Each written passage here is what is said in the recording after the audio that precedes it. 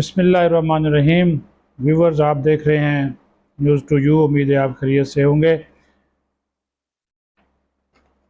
बुशरा बीबी मुर्शद जी के हवाले से आज कुछ इनसाइट्स आपके साथ शेयर करना इस वजह से बहुत ज़रूरी है कि अब ऐसी ऐसी चीज़ें जो है वो खुलकर उनके हवाले से सामने आ रही हैं कि बंदा हैरान भी होता है, परेशान भी होता है, और फिर वो बड़ी दिलचस्पी की भी चीज़ें हैं।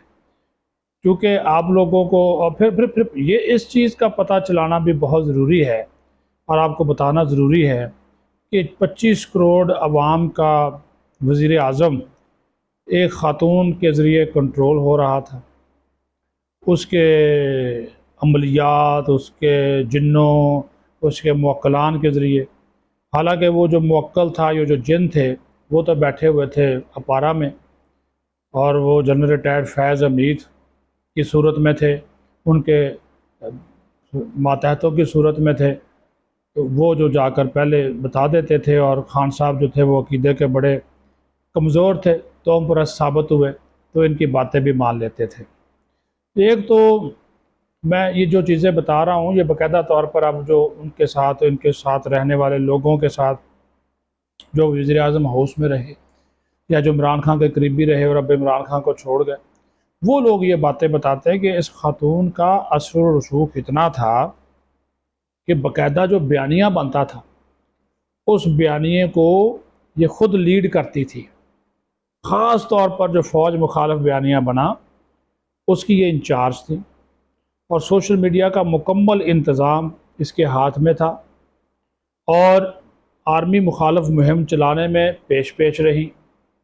फिर जो ब्यूरोक्रेट्स से आला सरकारी अफसरान वफाकी सतह पे और सूबाई सतह पे, उनका ये बाकायदा बैकग्राउंड चेक करती, ये देखती थी कि कौन कहाँ से है, किधर से है, कितना पावरफुल हो सकता है, किस ओहदे के काबिल है। फिर उसको अप्रोच किया जाता और उसको कहा जाता कि मुर्शद जो हैं, यानी कि बुशरा बीबी, वो आपको फ़लाँ ओहदे पे लगाना चाहते हैं, तो आप जो है इतना थबंचू माल पानी उसका जो है वो बंदोबस्त करें, तो आपको वफाक में या सूबे में अहम पोस्ट पे लगाया जा रहा है।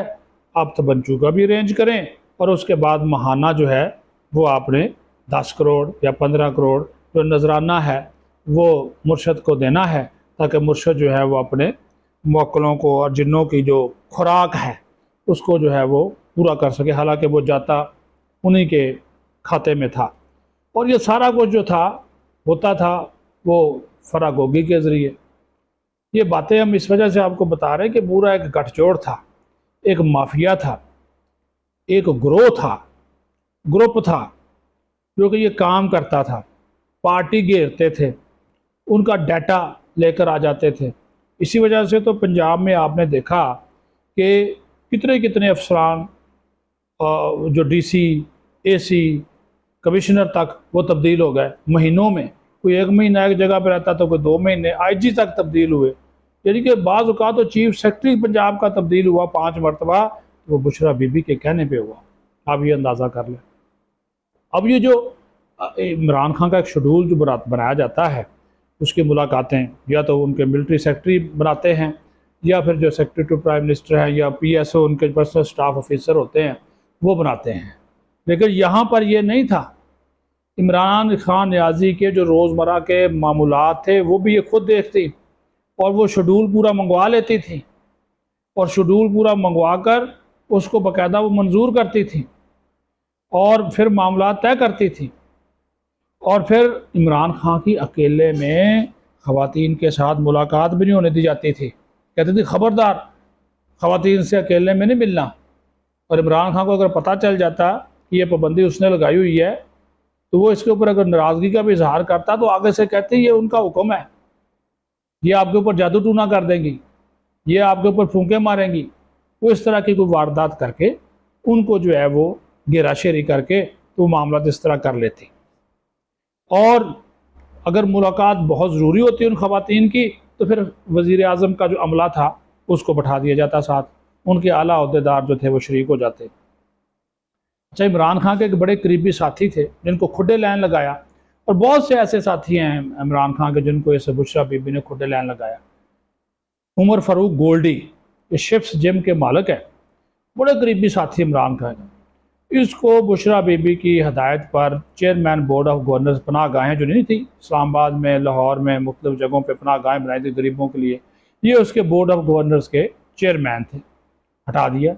بشرا بی بی کو پسند نہیں تھے، پھر کیونکہ عمران خان کے قریبی تھے اور اس میں مال پانی بھی لگا رہے تھے، لیکن چونکہ حصہ نہیں دے رہے تھے تو پھر جناب ان کو انہوں نے وہاں سے ہٹا دیا۔ اور ایک اور انکشاف سن لیں کہ جو عمران خان کی بہنیں تھیں، علیمہ ہے، عظمیٰ ہے، اور جو جتنی بھی عمران خان کی بہنیں تھیں، اس نے خاموشی کے ساتھ کہ عمران خان کو ورگلایا، اور ان کا تو داخلہ تھا بنی گالہ میں بھی بند کر دیا، اور ان کا داخلہ وزیر اعظم ہاؤس میں بھی بند کر دیا، اور کہا عمران خان کو یہ کہ جو آپ کی بہنیں ہیں نا، یہ آپ کے لیے ٹھیک نہیں، یہ بھی اور اوپر سے آتی تھی کہ یہ جو اوپر کا حکم ہے، اور عمران خان مان جاتا تھا یہ اوپر کا حکم ہے۔ اب اوپر کا کون سا حکم ہے جی کہ آپ نے یہ سارے کا سارا جو سلسلہ جو ہے وہ کر لیا۔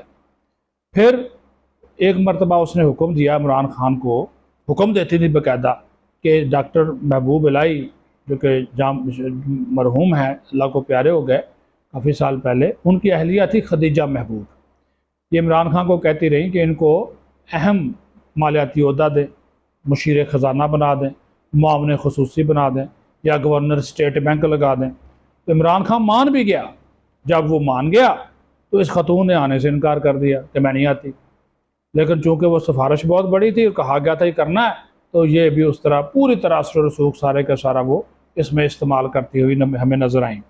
اچھا، اب ایک اور بات سن لیں، فردوس عاشق امان صاحبہ کے بشرا بی بی کے ساتھ تعلقات بڑے خراب تھے۔ اس نے اس کو پہلے معاون خصوصی اطلاعات کا جو عہدہ تھا وہاں سے ہٹوایا، وہ بیچاری خاموش ہو گئیں۔ پھر انہوں نے اپنا کوئی تعلق واسطہ اسٹیبلشمنٹ میں استعمال کر کے وہ بزدار یعنی کہ پنجاب میں چلی گئیں، اور وہاں پہ جا کر وہ معاون خصوصی بن گئیں۔ لیکن اس خاتون نے، اس بشرا بی بی نے اس کا ناک میں دم کیے رکھا۔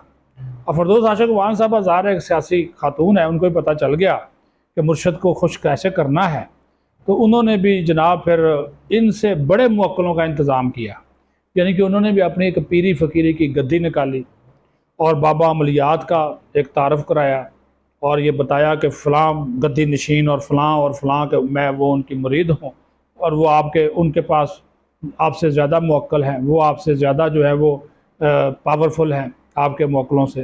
اس سے وہ پھر ڈریں اور بہت زیادہ جو ہے وہ پھر ان کو جب انہوں نے یہ کر دیا تو اس کے بعد پھر وہ مان گئی، اور پھر جا کر ان کو وزیر بنایا گیا۔